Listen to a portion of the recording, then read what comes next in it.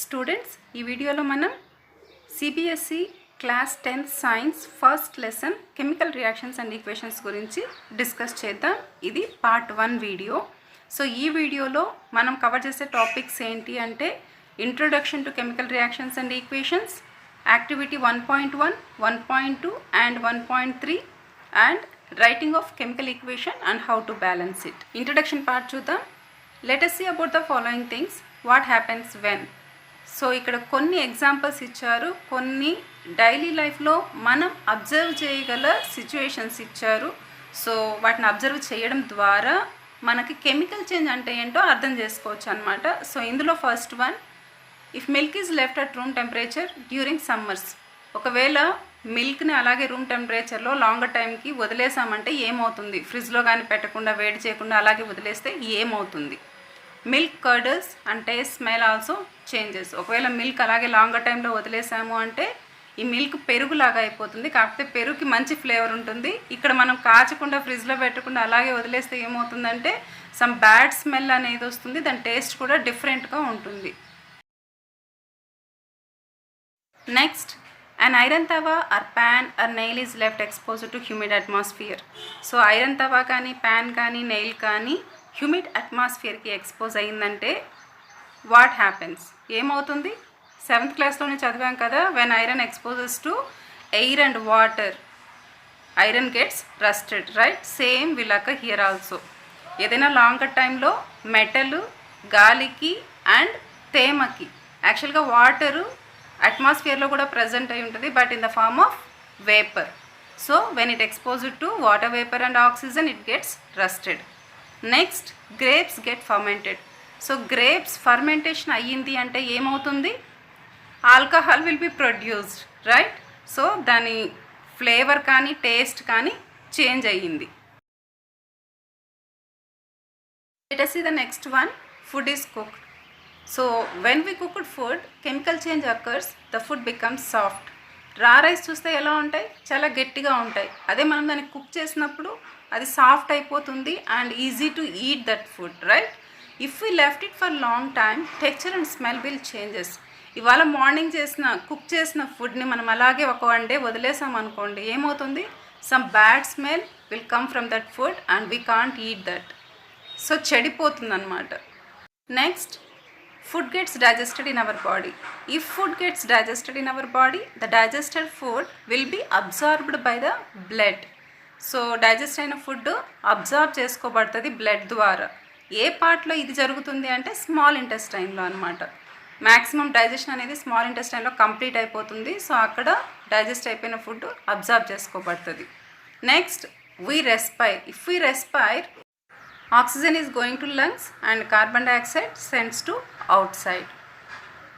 By observing all the above mentioned 6 situations, we can notice that the nature and identity of the initial substance somewhat changed. అంటే ఇందాక మనం చూసిన ఈ 6 సిచ్యువేషన్స్లో substance అనేది, initial substance అనేది సమ్వాట్ చేంజ్ అయ్యింది. సో ఈ చేంజ్ని నార్మల్గా చేంజెస్ అనేవి 2 types, physical change and chemical change. So physical change అంటే ఏంటి? ఫిజికల్ చేంజ్ అంటే ఏదైనా మ్యాటర్ దాని స్టేట్, సైజు, కలర్లో చేంజ్ అయింది అంటే ఫిజికల్ చేంజ్ అంటాం. కానీ ఫిజికల్ చేంజెస్ అన్నీ రివర్సిబుల్ చేంజెస్. సో దాన్ని మళ్ళీ ఆ సేమ్ సబ్స్టెన్స్ని వీ కెన్ గెట్ బ్యాక్.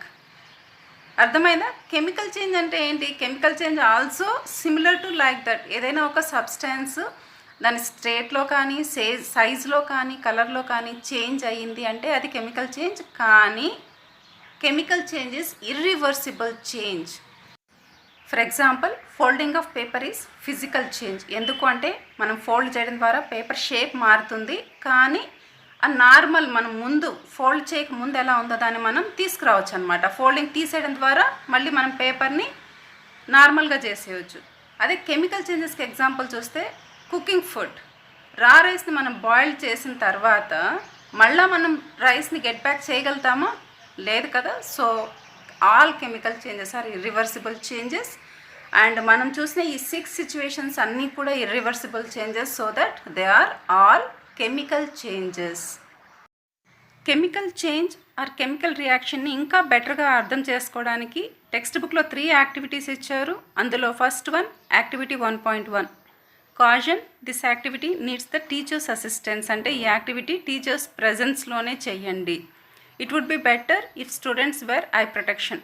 ఒకవేళ గ్లాసెస్ ఏదైనా ఉంటే సేఫ్టీ గ్లాసెస్ వేసుకుంటే బెటర్ అనమాట. Clean a magnesium ribbon about 2 cm long by rubbing it with sandpaper. అంటే ఈ మెగ్నీషియం రిబ్బన్ని శాండ్ పేపర్తో 2 cm లాంగ్ వరకు క్లీన్ చేయాలి. ఎందుకు చేయాలి? యాక్చువల్లీ మెగ్నీషియం అనేది very reactive metal. When it exposes to ఎయిర్లో ఉండే ఆక్సిజన్తో రియాక్ట్ అయ్యి మెగ్నీషియం ఆక్సైడ్ లేయర్ అనేది ఫామ్ అయి ఉంటుంది. First thing. Second thing, some impurities అనేది దాని మీద ఫామ్ అయి ఉంటాయి. ఈ రెండింటి వల్ల మనం బర్న్ చేసినప్పుడు ఇమ్మీడియట్గా మెగ్నీషియం రిబ్బన్ అనేది బర్న్ అవ్వదు. సో మెగ్నీషియం రిబ్బన్ ఫాస్ట్గా బర్న్ అవ్వడానికి మనం శాండ్ పేపర్ యూస్ చేసి మెగ్నీషియం రిబ్బన్ని క్లీన్ చేస్తున్నాం. Hold it with pair of tongs. Burn it using a spirit lamp or burner and collect the ash so formed in a watch glass as shown in figure 1.1. So ఇక్కడ direct హ్యాండ్తో కాకుండా ఆ pair of tongs use చేసి, అంటే ఈ pair of tongs అంటే ఏంటి అంటే జస్ట్ మెగ్నీషియం రిబ్బన్ని హోల్డ్ చేసే ఒక టూల్ అనమాట. డైరెక్ట్ చేత్తో కాకుండా ఈ టాంగ్ యూజ్ చేసి ఆ మెగ్నీషియం రిబ్బన్ని హోల్డ్ చేసి స్పిరిట్ ల్యాంప్ కానీ లేకపోతే బర్నర్ యూజ్ చేసి కానీ దాన్ని బర్న్ చేయాలి. బర్న్ అయినప్పుడు ఆ యాష్ వస్తుంది కదా, దాన్ని వాచ్ గ్లాస్లో కలెక్ట్ చేయాలి. సో అదంతా ఇక్కడ మనం పిక్చర్లో చూడొచ్చు ఫిగర్ 1.1లో. Burn the magnesium ribbon keeping it as far as a possible from your eyes. అంటే ఆ బర్న్ చేసేటప్పుడు మన ఐస్కి దానికి కాస్త డిస్టెన్స్ మెయింటైన్ చేయాలి, కాస్త ఐస్కి దూరంగా పెట్టి బర్న్ చేయాలి. What do you observe? ఈ యాక్టివిటీ ద్వారా మనం ఏం అబ్జర్వ్ చేయొచ్చు?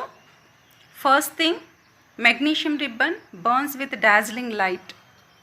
డాజ్లింగ్ లైట్ అంటే ఒక మెరుపులాగా బర్న్ అవుతుంది అనమాట. మనం క్రాకర్స్ పేల్చేటప్పుడు ఎలా అయితే లైట్నింగ్ వస్తుందో మెగ్నీషియం రిబ్బన్ బర్న్ అయ్యేటప్పుడు కూడా అలా లైట్నింగ్ వస్తుంది అనమాట. Second thing, by burning magnesium ribbon gives some ash that is nothing but magnesium oxide which is basic in nature. మనం మెగ్నీషియం రిబ్బన్ని బర్న్ చేసినప్పుడు ఆ మెగ్నీషియము గాలిలో ఉండే ఆక్సిజన్తో రియాక్ట్ అయ్యి మెగ్నీషియం ఆక్సైడ్ ఫామ్ అవుతుంది.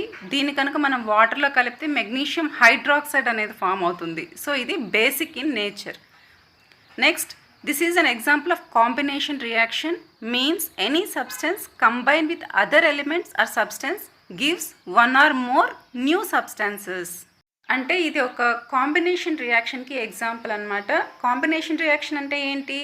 ఏదైనా ఒక సబ్స్టెన్స్ ఇంకొక సబ్స్టాన్స్తో కలిసి 1 or more న్యూ సబ్స్టాన్సెస్ని రిలీజ్ చేస్తుంది, ఇంకొక కొత్త ప్రోడక్ట్ని రిలీజ్ చేస్తుంది అనమాట. ఈ టైప్ ఆఫ్ రియాక్షన్ని కాంబినేషన్ రియాక్షన్ అని అంటారు.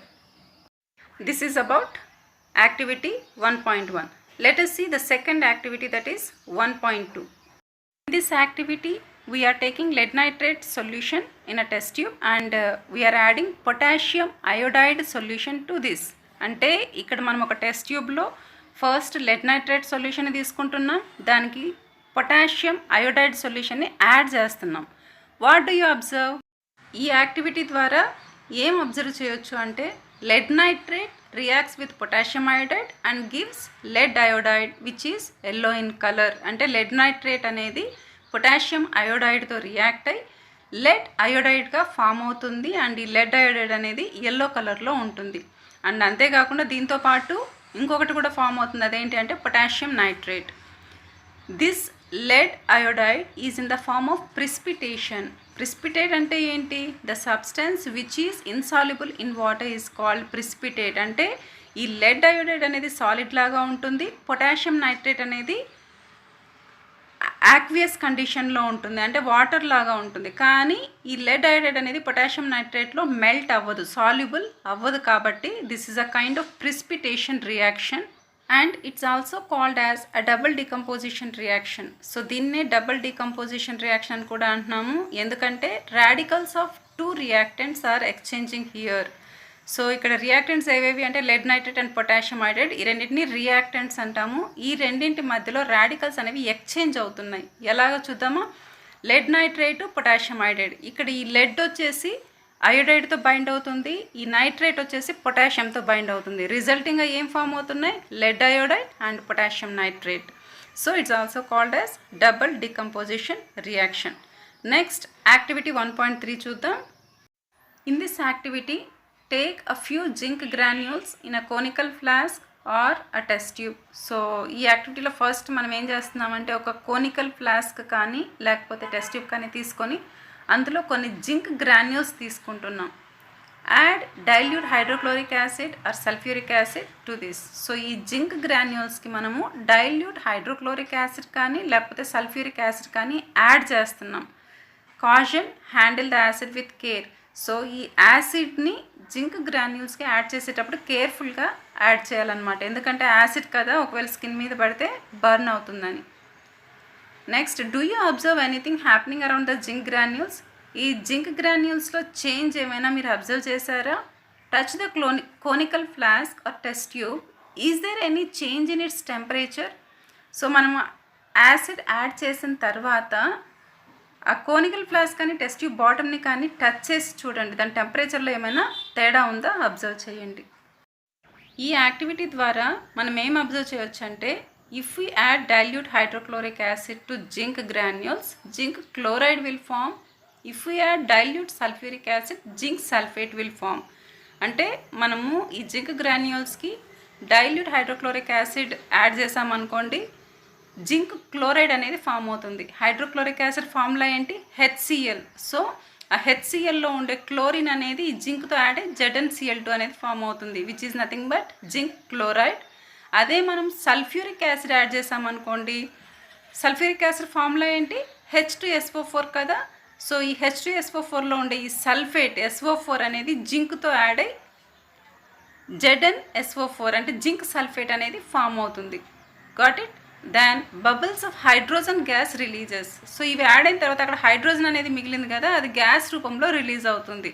So bubbles of hydrogen gas releases. Next, if we touch the flask, temperature increases because heat is releasing here. అంటే మనం ఆ కోనికల్ ఫ్లాస్క్ని కనుక టచ్ చేస్తే టెంపరేచర్ అనేది లిటిల్ బిట్ ఇంక్రీజ్ అయినట్లు మనం అబ్జర్వ్ చేయొచ్చు. As heat is releasing here, this is also called as exothermic reaction. So ఈ రియాక్షన్లో టెంపరేచర్ అనేది రిలీజ్ అవుతుంది కాబట్టి దీన్ని ఎక్సోథర్మిక్ రియాక్షన్ అని కూడా అంటాం. And this is also called as a single displacement reaction, as more reactive element displaces less reactive element. ఇది single displacement reaction కూడా అంటారు దీన్ని. ఎందుకు అంటే ఇక్కడ జింక్ అనేది క్లోరిన్తో యాడ్ అవుతుంది, బట్ హైడ్రోక్లోరిక్ యాసిడ్లో ఉండే హైడ్రోజన్ అనేది దేంతో యాడ్ అవ్వడం లేదు, సపరేట్గా రిలీజ్ అవుతుంది కాబట్టి ఇక్కడ ఒక్క డిస్ప్లేస్మెంటే జరుగుతుంది, కాబట్టి దీన్ని సింగిల్ డిస్ప్లేస్మెంట్ రియాక్షన్ అని అంటాం. Let us see what we observed by doing all these three activities. So in activity 1 we observed that magnesium changes to magnesium oxide.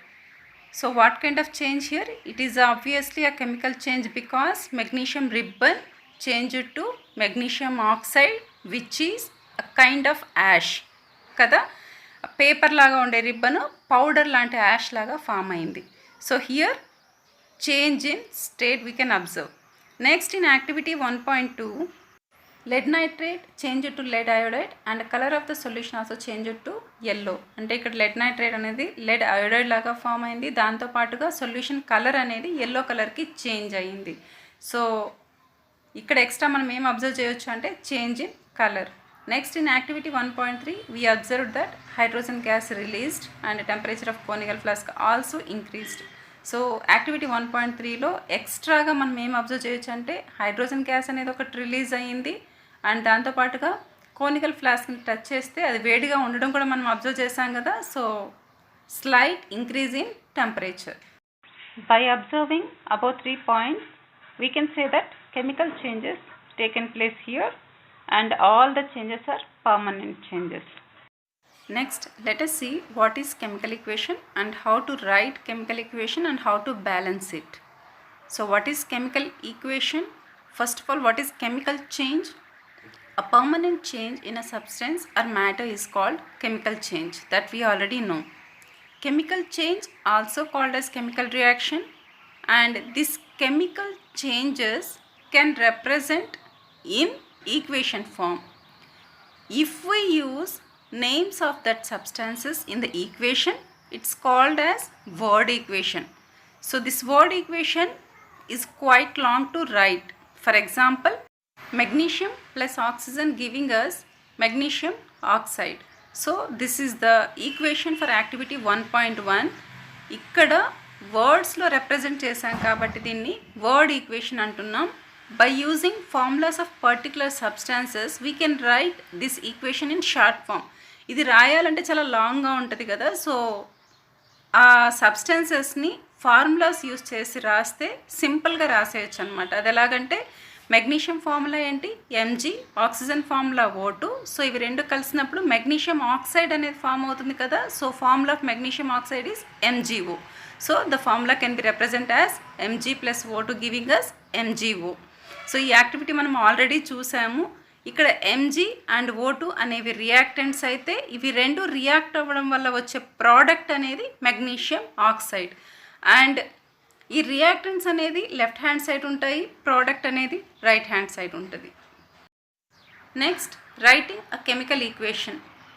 So already మనం చూసాము వర్డ్ ఈక్వేషన్ ఎలా రాయాలి, సింబల్స్ యూజ్ చేసి short ఫామ్లో equation ఎలా రాయాలి అనేది చూసాము. బట్ ఇంకొద్దిగా డీటెయిల్డ్గా ఈక్వేషన్ ఎలా రాయాలి అండ్ ఎలా బ్యాలెన్స్ చేయాలి అనేదాన్ని చూద్దాం. So first right equation by using formula like Mg plus O2 giving us MgO. And count and compare the number of atoms of each element on the RHS and LHS. అంటే ఇక్కడ right hand side left hand side ఉండే elements యొక్క atoms అనేది ఈక్వల్గా ఉన్నాయా లేదా అనేది మనం చెక్ చేయాలి. రైట్ హ్యాండ్ సైడ్ ఉండేది ప్రోడక్ట్, లెఫ్ట్ హ్యాండ్ సైడ్ ఉండే వాటిని రియాక్టెంట్స్ అంటాం. సో రియాక్టెంట్స్ యొక్క యాటమ్స్ అండ్ ప్రోడక్ట్లో ఉండే ఎలిమెంట్స్ యొక్క యాటమ్స్ ఈక్వల్గా ఉన్నాయా లేదా చెక్ చేయాలి. ఒకవేళ రెండు సైడ్స్లో ఉండే యాటమ్స్ అనేది ఈక్వల్గా ఉంటే దాన్ని బ్యాలెన్స్డ్ ఈక్వేషన్ అంటాము. ఒకవేళ అలా లేకుంటే దాన్ని అన్బ్యాలెన్స్డ్ ఈక్వేషన్ అని అంటాం. ఒకవేళ ఈక్వేషన్ అనేది అన్బ్యాలెన్స్డ్ రియాక్షన్ అయితే మనం దాన్ని బ్యాలెన్స్ చేయాలి. ఎందుకు అంటే రియాక్టెంట్స్ యొక్క మాస్ అనేది ప్రోడక్ట్ యొక్క మాస్కి ఈక్వల్గా ఉండాలి. సో ఈ మాస్ని మనం ఎలా కౌంట్ చేస్తాం, ఇక్కడ number of atoms present in that particular element. Magnesium అనేది ఇక్కడ ఒక ఎలిమెంట్, ఇందులో ఎన్ని యాటమ్స్ ఉన్నాయి, ఒకటే ఉంది. సో రియాక్షన్ తర్వాత కూడా ఒక్క యాటమే ఉండాలి మెగ్నీషియంది.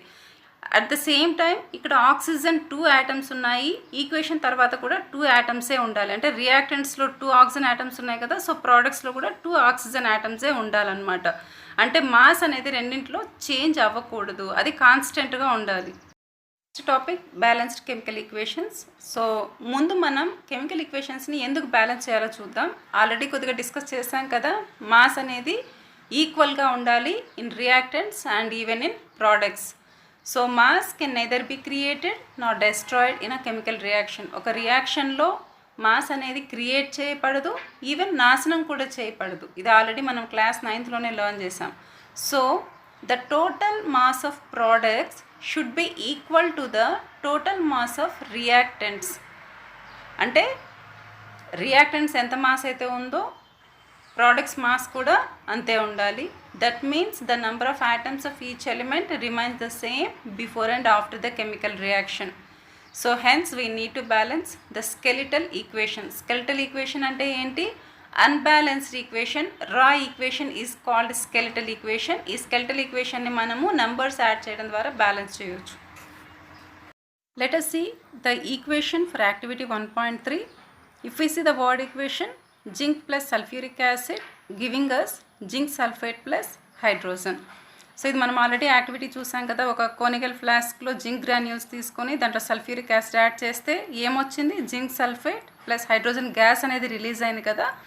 సో ఆ యాక్టివిటీకి మనం వర్డ్ ఈక్వేషన్ ఎలా రాసాము, zinc plus sulphuric acid giving us zinc sulphate plus hydrogen. దీన్ని మనము కెమికల్ ఈక్వేషన్ అంటే ఫార్ములాస్ యూజ్ చేసి ఈక్వేషన్ రాస్తే ఎలా ఉంటుందంటే Zn plus H2SO4 giving us ZnSO4 plus H2. ఈ ఈక్వేషన్ బ్యాలెన్స్డ్ అన్బ్యాలెన్స్డ్ తెలుసుకోవాలంటే మనం ఏం చేయాలి, రియాక్టెంట్స్లో ఉండే ఎలిమెంట్స్ యొక్క ఆటమ్స్ నెంబరు, ప్రోడక్ట్స్లో ఉండే ఎలిమెంట్స్ యొక్క ఆటమ్స్ నెంబరు ఈక్వల్గా ఉండాలి కదా. సో దానికోసం మనం కౌంట్ చేయాలి. కన్ఫ్యూజ్ అవ్వకుండా క్లియర్ కట్గా ఫైండ్ అవుట్ చేయడం కోసం ఒక టేబుల్ని డ్రా చేసుకొని అందులో elements, number of atoms in reactants, number of atoms in products అనే ఒక 3 కాలమ్స్ చేసుకోండి. అందులో ఎలిమెంట్స్ లిస్ట్లో రియాక్టెంట్స్లో ఏవేవైతే ఉన్నాయో అవి నోట్ చేసుకోండి. So according to this equation 4 elements are there here, right? So what are they? Zinc, hydrogen, sulphur and oxygen. So వీటికి ఎన్నెన్ని ఆటమ్స్ ఉన్నాయి రియాక్టెంట్స్లో గమనిస్తే జింక్లో 1 ఆటమ్ ఉంది, hydrogen 2 atoms, sulphur 1 atom and oxygen 4 atoms ఉన్నాయి. And if you observe the number of atoms in the products, జింక్లో ఎన్ని ఆటమ్స్ ఉన్నాయి ప్రోడక్ట్స్లో? 1 ఉంది, హైడ్రోజన్లో 2 ఉన్నాయి, సల్ఫర్లో 1 ఉంది, ఆక్సిజన్లో 4 ఉన్నాయి. So this number of atoms in reactants and number of atoms in products both are same or equal, right? So this is the balanced equation. Let us try to balance the following other equations. Fe plus H2O giving us Fe3O4 plus H2. So is this equation balanced or not? To know that, let us check the atoms of different elements in reactants and products. So first iron చూద్దాం. Iron in reactants only 1 atom is there. In products 3 iron atoms are there. And hydrogen చూస్తే 2 hydrogen atoms ఉన్నాయి reactantsలో, and even in products also 2 hydrogen atoms are there. Oxygen only 1 oxygen atom is there in reactant, and in products 4 oxygen atoms are there. So it is an unbalanced reaction. దీన్ని balance చేయాలి అంటే కొన్ని steps మనం follow అవ్వాలి. So చూద్దాం. First step చాలా simple step. ఈ స్టెప్లో ఎవ్రీ రియాక్టెంట్కి అండ్ ఎవ్రీ ప్రోడక్ట్కి మనం ఒక బాక్స్ డ్రా చేయాలి. గుర్తుపెట్టుకోండి, ఎవ్రీ ఎలిమెంట్కి కాదు.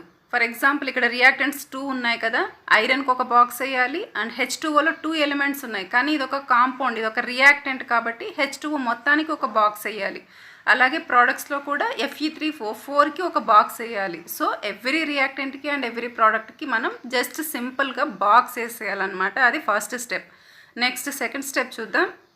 ఈ సెకండ్ స్టెప్లో element, number of atoms in reactants and number of atoms in products, ఈ 3 కాలమ్స్ ఉండే ఒక టేబుల్ని డ్రా చేయాలి. అండ్ ఈ టేబుల్ డ్రా చేసిన తర్వాత మన ఈక్వేషన్లో ఏమేమి ఎలిమెంట్స్ ఉన్నాయో ఇక్కడ నోట్ చేసుకోవాలి. ఫర్ ఎగ్జాంపుల్ మన ఈక్వేషన్లో ఐరన్, హైడ్రోజన్, ఆక్సిజన్ ఈ 3 ఎలిమెంట్స్ ఉన్నాయి. సో ఇక్కడ మనం మెన్షన్ చేసాం.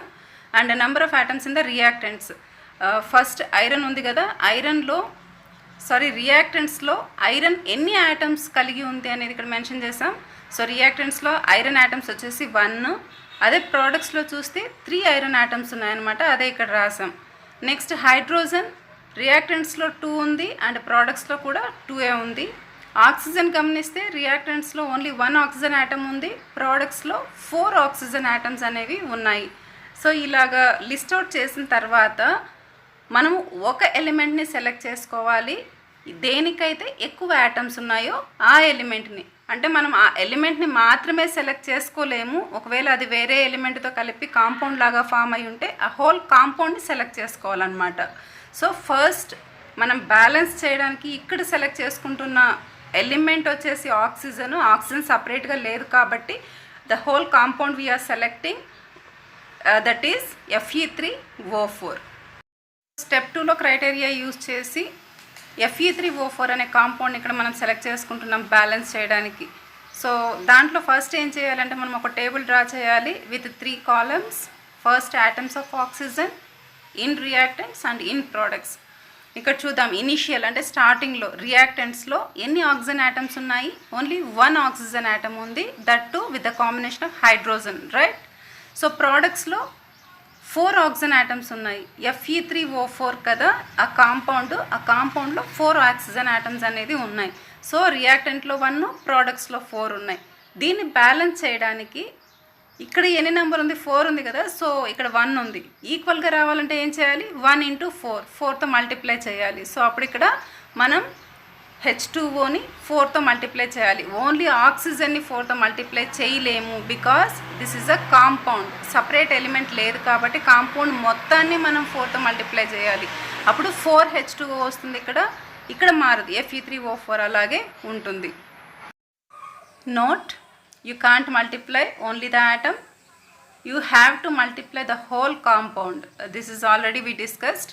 So to balance the oxygen atoms in reactants, we can put coefficient 4 as 4H2O, not H2O4. So let us write the partially balanced equation. Fe plus 4H2O giving us Fe3O4 plus H2. So మనం ఇక్కడ 4 add చేసాం ఈ ఈక్వేషన్లో. ఇది fully balanced కాదు, just partially balanced equation. Next fourth step. ఈ స్టెప్లో మనం ఏం చేయాలంటే రిమైనింగ్ ఎలిమెంట్స్ ఏవైతే ఉన్నాయో వాటిలో హైయెస్ట్ యాటమ్స్ ఏ ఎలిమెంట్కి ఉందో అది సెలెక్ట్ చేసుకోవాలి బ్యాలెన్స్ చేయడానికి. సెకండ్ స్టెప్లో అయితే ఐరన్కి ఎక్కువ యాటమ్స్ ఉన్నాయి, కానీ థర్డ్ స్టెప్లో మనం పార్షియల్లీ ఈక్వేషన్ని బ్యాలెన్స్ చేసాం కదా. సో ఆ పార్షియల్ బ్యాలెన్స్ అయిన తర్వాత హైడ్రోజన్ యాటమ్స్ నెంబర్ అనేది ఇంక్రీజ్ అయింది కాబట్టి మనం హైడ్రోజన్ని సెలెక్ట్ చేసుకుంటున్నాం ఇక్కడ. So to equalise the number of hydrogen atoms, make the number of molecules of hydrogen as 4 on products. మనం ఇక్కడ ఈ టేబుల్లో గమనిస్తే ఇనిషియల్లో ఎన్ని ఉన్నాయి, థర్డ్ స్టెప్లో 4H2O ఉన్నాయి. అంటే ఎన్ని హైడ్రోజన్ యాటమ్స్ ఉన్నాయి ఇక్కడ, 8 ఉన్నాయి. కానీ ప్రోడక్ట్స్లో ఎన్ని ఉన్నాయి, 2 ఉన్నాయి కదా. సో ఈ ప్రోడక్ట్స్లో ఉండే హైడ్రోజన్ని మనం 4తో మల్టిప్లై చేస్తే ఇక్కడ కూడా 8 హైడ్రోజన్ యాటమ్స్ వచ్చేస్తాయి. సో హైడ్రోజన్ని 4తో మల్టిప్లై చేయాలి in products. Got it. So hydrogen was balanced. Next step 5. ఈ స్టెప్లో మనం రిమైనింగ్ ఎలిమెంట్ని సెలెక్ట్ చేసుకొని దాని యాటమ్స్ని బ్యాలెన్స్ చేయాలన్నమాట. So only 1 element is left here to balance, that is iron. So iron balance చేయాలంటే చూద్దాం. ఇక్కడ ఇనిషియల్గా ఎన్ని ఐరన్ యాటమ్స్ ఉన్నాయి, రియాక్టెంట్లో 1 ఉంది, ప్రోడక్ట్స్లో 3 ఉందన్నమాట.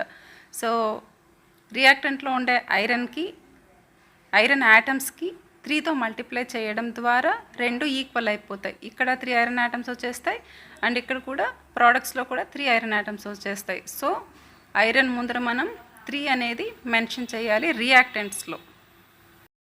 Next step 6th step. ఈ స్టెప్లో మనం ఆల్రెడీ బ్యాలెన్స్ చేసేసాం కదా ఎలిమెంట్స్ అన్నింటినీ, అవి కరెక్ట్గా ఉన్నాయా లేదా అని జస్ట్ చెక్ చేయాలన్నమాట. ఎలా చెక్ చేస్తాం, just we have to count the items of every element in reactants and products. So first iron చూద్దాం. ఐరన్ వచ్చేసి 3 ఐరన్ ఐటమ్స్ ఉన్నాయి రియాక్టెంట్లో and in products also 3 items are there. Next hydrogen 4 2s are 8 కదా. So 8 hydrogen items and in ప్రోడక్ట్స్లో కూడా 8 hydrogen items అనేది ఉంది. And in reactants 4 oxygen items ఉన్నాయి and in products also 4 oxygen items are there. So అన్ని elements యొక్క items రియాక్టెంట్స్లోను ప్రోడక్ట్స్లోను ఈక్వల్గా ఉన్నాయి కాబట్టి this is a balanced equation. Next step 7th step. ఈ స్టెప్లో మనము ఎలిమెంట్స్ కానీ లేకపోతే కాంపౌండ్స్ యొక్క ఫిజికల్ స్టేటస్కి సింబల్స్ అనేది మెన్షన్ చేయాలి. ఫిజికల్ స్టేటస్ అంటే ఏంటి, ఆ ఎలిమెంట్ లేదా కాంపౌండ్ గ్యాషియస్ ఫామ్లో ఉందా, లిక్విడ్ ఫామ్లో ఉందా, లేకపోతే సాలిడ్ ఫామ్లో ఉందా అనేది ఫిజికల్ స్టేటస్ అంటాము. దాని సింబల్స్ రూపంలో మనము ఈక్వేషన్లో రిప్రజెంట్ చేయాలి. అది ఎలాగా అంటే ఫర్ ఎగ్జాంపుల్ H2O అనేది లిక్విడ్ లాగా ఉందనుకోండి, H2O పక్కన బ్రాకెట్ పెట్టి L పెట్టాలి. అదే గ్యాషియస్ ఫామ్లో ఉందనుకోండి, H2O పక్కన G అనేది బ్రాకెట్లో మెన్షన్ చేయాలి. సో అర్థమైందా, ఒకవేళ గ్యాషియస్ ఫామ్లో ఉంటే బ్రాకెట్లో G పెట్టాలి, లిక్విడ్ ఫామ్లో ఉంటే L అని పెట్టాలి, సాలిడ్ ఫామ్లో ఉంటే S అని పెట్టాలన్నమాట. ఎలిమెంట్ కానీ కాంపౌండ్ కానీ. In both reactants and products we should have to mention that. ఇక్కడ ఈక్వేషన్ చూస్తే 3Fe బ్రాకెట్లో S ఉంది అంటే ఐరన్ అనేది సాలిడ్ ఫామ్లో ఉంది అండ్ H2O బ్రాకెట్లో G ఉంది అంటే గ్యాషియస్ ఫామ్లో ఉంది ఇక్కడ వాటరు.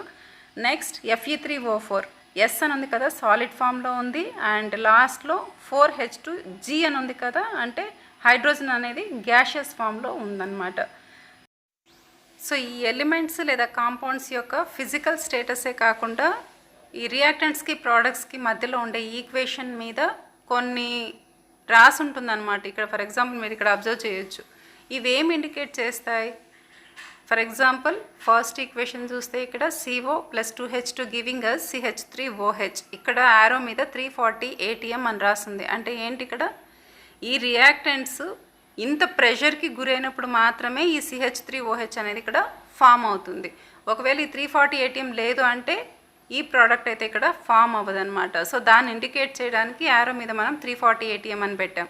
అదేవిధంగా నెక్స్ట్ ఈక్వేషన్ చూస్తే 6CO2 + 12H2O giving us C6H12O6 which is nothing but glucose and 6O2 and 6H2O. ఈ ఈక్వేషన్లో కూడా మనము సన్లైట్ క్లోరోఫిల్ అనేది చూసాం కదా. ఈ రెండింటి ప్రెజెన్స్లో ఇవి రెండు కలిసి ఇక్కడ గ్లూకోజ్ని ఫామ్ చేస్తున్నాయి. ఒకవేళ ఇవి లేదు అంటే ఇది ఫామ్ అవ్వదన్నమాట. So this is about how to balance the chemical equation. సో ఓవరాల్గా ఈ వీడియోలో మనం ఏమేమి లెర్న్ చేసాము? ఫస్ట్, కెమికల్ చేంజెస్ అంటే ఏంటి, కెమికల్ ఈక్వేషన్ని ఎలా రాయాలి, అండ్ ఈ రాసిన కెమికల్ ఈక్వేషన్ని ఎలా బ్యాలెన్స్ చేయాలి అనేదాన్ని మనం ఈ వీడియోలో లెర్న్ చేసాం కదా. సో నెక్స్ట్ వీడియోలో different types of chemical equations గురించి డిస్కస్ చేద్దాం.